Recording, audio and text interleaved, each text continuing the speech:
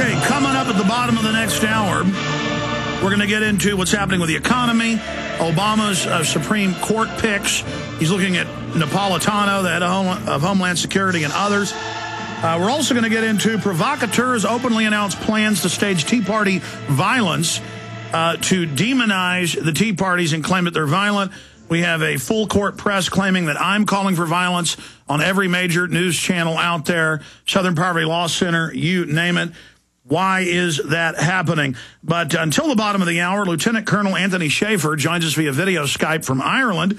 Lieutenant-Colonel Anthony Shaffer is a Bronze Star recipient with more than 25 years of experience in the intelligence community, including directing the Defense Intelligence Agency Task Force Stratus Ivy. Under his lead, Stratus Ivy conducted some of the most daring and innovative human intelligence collection and information operation ever undertaken by the Department of Defense, as well as providing information to support the SOCOM program Able Danger.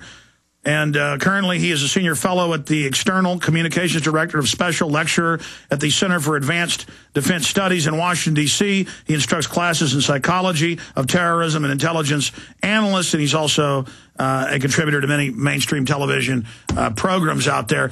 Good to have you on. Now, Colonel Shaffer, can you tell us why you're in Ireland, or is that classified? No, I just vacation. Getting a few days away before the build-up for the book is probably the best way of describing what I'm doing. So, well, you're nice to spend time with us on your vacation there on the Emerald Isle. Let's start off here. There's a lot of subjects to cover with the WikiLeaks video coming out last week, with the video of the Apaches and the kids in the van, and the Reuters reporter. Right. Well, what do you want? You want me to talk about my assessment of it, or do you want to talk about... Yes, sir, your assessment of it. Your assessment of it. Well, first off, I think that the fact that there was a FOIA on that video by Reuters and the Army had resisted releasing it, that was indicative, I think, of what was on the video. I don't think people really wanted to have it out there. As I understand it now, the video has been confirmed as authentic, and that's the second problem with it. I think that... it's not so much a problem that the WikiLeaks folks got it. I think it's a fact that the Army didn't stand up at the time this happened and said, hey, some mistakes were made here. And let me be clear on why I'm saying that.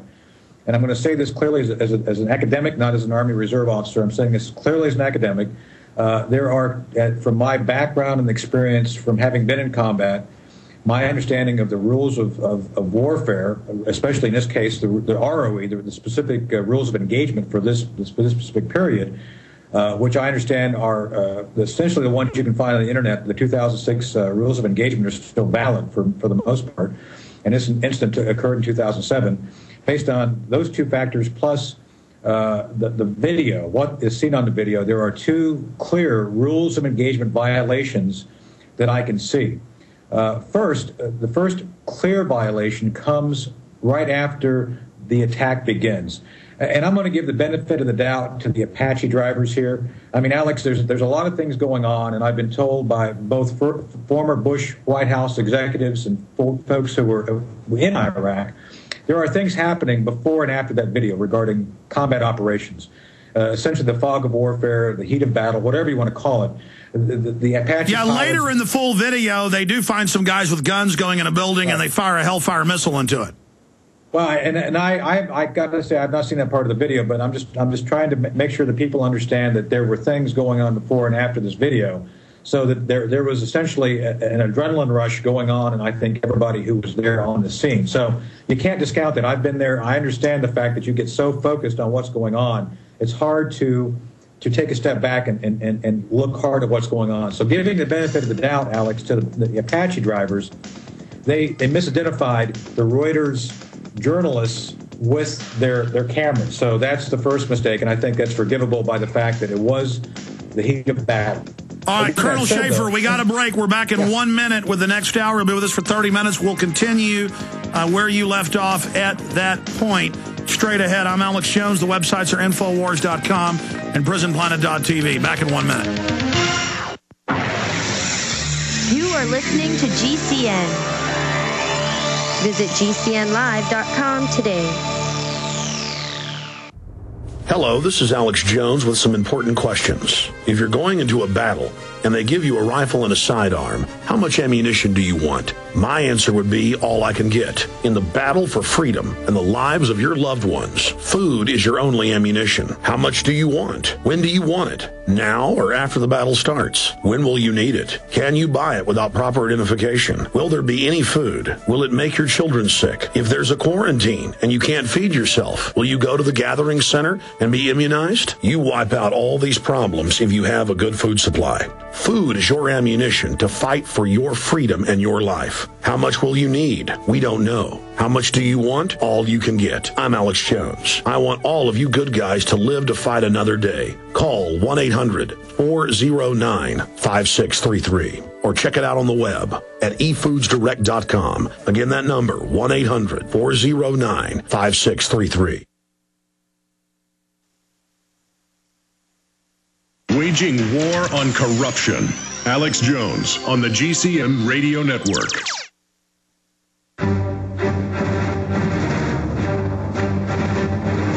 Big Brother, mainstream media, government cover-ups. You want answers? Well, so does he. He's Alex Jones on the GCN Radio Network. And now, live from Austin, Texas, Alex Jones. Well, a lot of the footage is comparable to video games, but this isn't a video game. This is life and death. And some said, well, hey, these people were in a war zone, these Reuters reporters, this van full of kids, that's their problem. But the war zone is a urban built-up area in a major city in Iraq. And the Pentagon blocked this being released, and this is the type of stuff that happens in war, in modern war. So then you have to ask, is this then a just war? And before you go invade a country and knowing there's going to be this type of collateral damage, you better make sure your nation is under threat. We know they lied about WMDs and everything else, but Lieutenant-Colonel Anthony Shaffer, goes by Tony Shaffer, is our guest. Very nice to be joining us. You got cut off by the break. This is a short segment as well. Continue with the points you were making. All right, well, and I agree with your point on the whole justification of the war thing, Alex. You and I talked about that a little bit. I think, frankly, you and I have talked about this, and I'll say it for your benefit of your listeners. I think there's other ways we could have taken care of Iraq without a full-blown invasion. With that said, though, I think that's a topic for another day. But back to this specific video, giving the benefit of the doubt to the Apache drivers in the heat of the moment, I think there could have been justification regarding the misidentification of the bags as either weapons or RPGs, maybe. I'm pretty dubious, but let's give them the benefit of the doubt. The mistakes I saw, which were the clear violations, Alex, were first off, right after they got clearance to fire. Once they fired, they should have essentially stopped then and paused and tried to figure out what was going on. And one of the clear rules that were broken is it says once someone is down, you quit shooting. They didn't quit shooting. They made sure these guys were dead. Now, as an intelligence officer, I've said this on the air, that's stupid. As an intelligence officer, you want to capture people to find out what their affiliation is, why they were doing what they were doing. Clearly, this was not good common sense. This is not something, and frankly, if I were the commander and I saw this on the battlefield, I would have stopped those soldiers right there and done something, because that's not the way you should conduct yourself. Now, let's fast forward to the ban, and this is something I think has become a very big point of contention, which I frankly think is a huge mistake, both for the PR war and another clear violation of the rules of engagement. When the Reuters reporter was on the ground crawling away, they were waiting, they were trying to egg him on, hoping he'd pick up a weapon. As I said before, once a person's down, you're obligated to go in there and render aid and try to capture them and find out what's going on.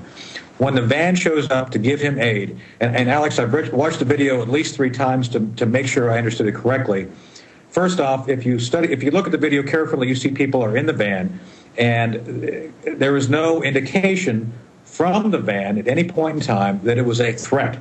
And this is where it clearly states that you have to have a clearly defined threat before you fire and use deadly force. In this case, it was very clear there was no threat from that van. That van was there to render aid for that individual. Now, there's reports out on this. I'm not sure if you found copies yet or not. I've been able to read the reports. I don't have a copy of them. Something called AR 15.6, Army Regulation 15.6 investigative reports, which are essentially a fact-finding investigation directed by the commander to go through and assess what happened. Within the reports relating to this incident, it talks about the fact that there were vehicles out that day, four-door sedans, running weapons to insurgents. Well, it's very clear from the video that that was not a four-door sedan. It was fired on. So apparently in the investigation, they tried to say, well, we misidentified the van. The van, I don't think that's possible. I think the van is very clearly identified as a van, not as a four-door sedan. So in my judgment, my professional judgment, both on my experience in Afghanistan, having been in urban warfare, having to make don't shoot decisions, and on the rules of engagement, the two clear violations were continuing to fire once the individuals were down, and, of course, firing on the van when there was no hostile